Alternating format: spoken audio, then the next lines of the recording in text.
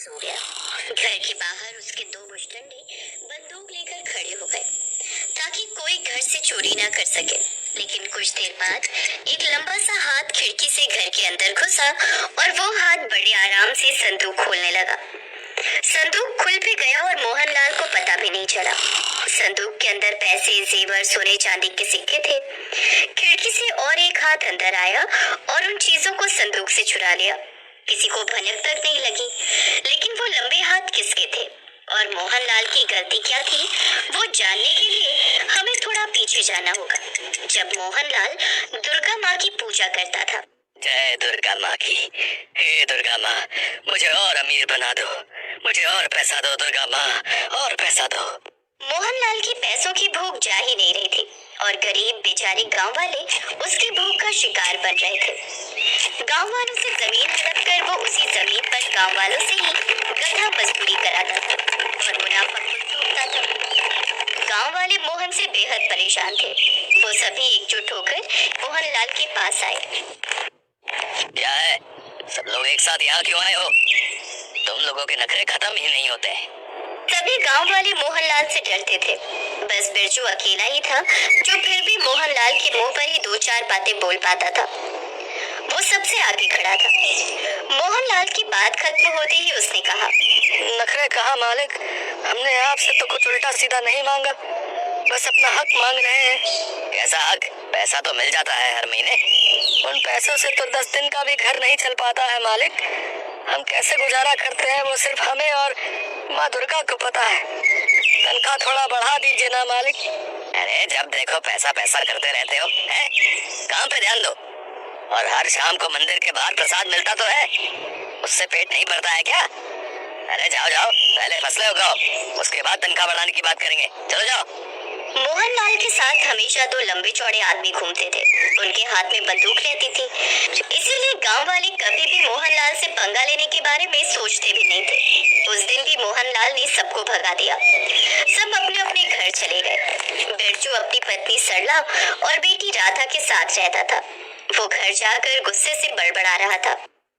ये मोहनलाल का बच्चा हमेशा दुर्गा माँ के नाम लेके बात को घुमा देता है।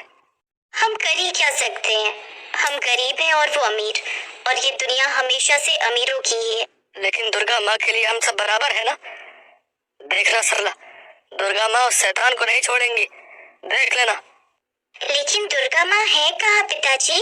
दुर्गा माँ सब जगह है बेटी, वो सब कुछ देखती है, बस सही समय पे बदमाश लोगों को मजा चखाती है। बोलो जय दुर्गा माँ। जय दुर्गा माँ। हे दुर्गा माँ, हमारी परेशानी दूर कर दो ना, हमें ठीक से खाना नहीं मिलता है। मोहनलाल ने बहुत पैसा खर्च करके गांव में दुर्गा माँ का एक मंदिर बनाया था। दुर्गा माँ की मूर्ति को सोने के गहने से ढक दिया था और हर शाम को पूजा करता था और दुर्गा माँ से ज्यादा धन दौलत की मांग करता था। पूजा के बाद मंदिर के बाहर खड़े हुए गांव वालों को वो प्रसाद बांटता था। प्रसाद में ज्यादातर दिन दो बताशे ही रहते थे। फिर भी गांव वाले मंदिर के बाहर भीड़ जमाते थे क्योंकि उनके पास बताशे खरीद कर खाने के भी पैसे नहीं थे। इसी तरह उस गाँव में एक के बाद एक दिन बीत जाता था। मोहनलाल गरीबों का खून चूसता था और गरीब बेचारे भूख से तड़पते हुए मोहनलाल के लिए खेतों पर काम करते थे। लेकिन दुर्गा माँ ये अत्याचार कब तक सहती? उनके लिए तो अमीर गरीब सभी बराबर है, बल्कि गरीबों से दुर्गा माँ कुछ ज्यादा ही प्यार करती है। अगले दिन गांव में बूढ़ी भिखारिन आई और गांव के हर एक घर के बाहर भीख मांगने लगी।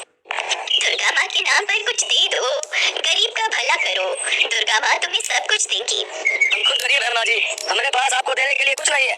कुछ तो होगा ना बेटा, कुछ भी दे दो। मैं लाख रुपए तो मांग नहीं रही हूँ। माँ जी, हम चावल के साथ पानी मिलाकर खा रहे हैं, घर में नमक भी नहीं है, हम आपको यही दे सकते हैं खाने के लिए, आप खाएंगी क्या? यही बहुत है बेटी, प्यार से दिया हुआ अन्न तो अमृत समान होता है। तो आइए माँ जी, घर के अंदर आइए और हमारे साथ भोजन कीजिए। वो बूढ़ी भिखारी घर के अंदर गई और उनके साथ सूखे चावल में पानी मिलाकर खाने लगी और खाने के बाद आशीर्वाद दे गई। दुर्गा माँ तुम लोगों का भला करे, तुम्हें ढेर सारी धन दौलत दे। इसी तरह वो बूढ़ी भिखारिन हर एक घर पर जाने लगी और गांव वाले गरीब होने के बावजूद उन्हें कुछ न कुछ देने लगे। अंत में वो बूढ़ी औरत बिरजू के घर के बाहर जाकर भी भीख मांगने लगी।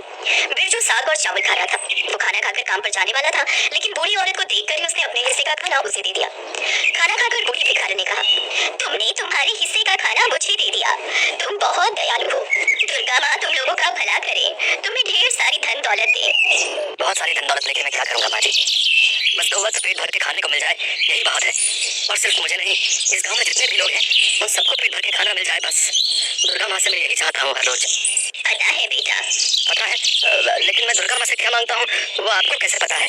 मैं भी तो माँ हूँ ना बेटा, मेरे बहुत सारे बच्चे हैं, इसीलिए कौन क्या मांगता है मुझे सब पता होता है। वो बूढ़ी भिखारी चली गई, रात हो गई। मोहनलाल चैन से सो गया। घर के बाहर उसके दो मुस्टंडे बंदूक लेकर खड़े हो गए ताकि कोई घर से चोरी ना कर सके। लेकिन कुछ देर बाद एक लंबा सा हाथ खिड़की के अंदर घुसा और वो हाथ बड़े आराम से संदूक खोलने लगा। संदूक खुल भी गया और मोहनलाल को पता भी नहीं चला। संदूक के अंदर पैसे, जेवर, सोने चांदी के सिक्के थे। खिड़की से एक हाथ और अंदर आया और उन चीजों को संदूक से चुरा लिया। किसी को भनक तक नहीं लगी। अगले दिन सुबह सुबह गांव वाले नींद से उठे तो देखा बिस्तर के पास पैसे, सोने चांदी के सिक्के और जेवर रखे हुए हैं। वो चौंक गए।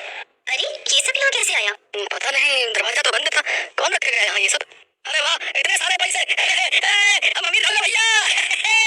बिरजू सड़क घर से बाहर आए और देखा आसपास के सभी लोग खुशी से चिल्ला रहे थे। उधर मोहनलाल की नींद खुली और उसने संदूक की ओर देखा। संदूक खुला हुआ था और उसके अंदर से सब कुछ गायब था। वो गुस्से से लाल हो गया। चोरी हो गई, चोरी हो गई, किसकी इतनी जुर्रत? अरे हम दोनों कहाँ थे कल रात को? हम बाहर ही पहरा दे रहे थे। अच्छा, पहरा दे रहे थे तो सारे पैसे के हवा में उड़ गए। मुझे लगता है ये हवा का काम है। चलो मेरे साथ, आज तो मैं चखा के रहूंगा। मोहनलाल दो मुस्टंडों को लेकर बिरजू के घर पर चला गया। बिरजू के घर पर पैसे और जेवर देखकर मोहनलाल का गुस्सा सर पर चढ़ गया। मुझे पता था ये तेरा ही काम है, गोली मारो इसे। दोनों गुंडों ने गोली चला दी, लेकिन तभी कहीं से दो लंबे हाथ वहां आ गए और दोनों गोली को हाथों ने रोक दिया। अरे ये क्या हुआ? कौन है ये? कुछ सेकंड के अंदर वहां वो बूढ़ी भिखारन आ गई। मैं हूँ, तुझे सबक सिखाने आई हूँ।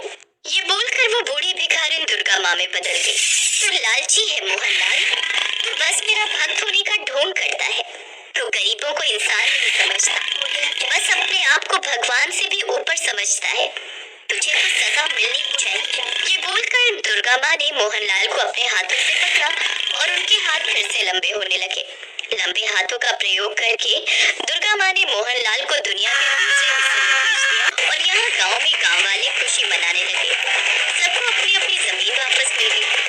दुर्गा माँ ऐसे ही दुष्ट का नाश करती है। जय दुर्गा माँ।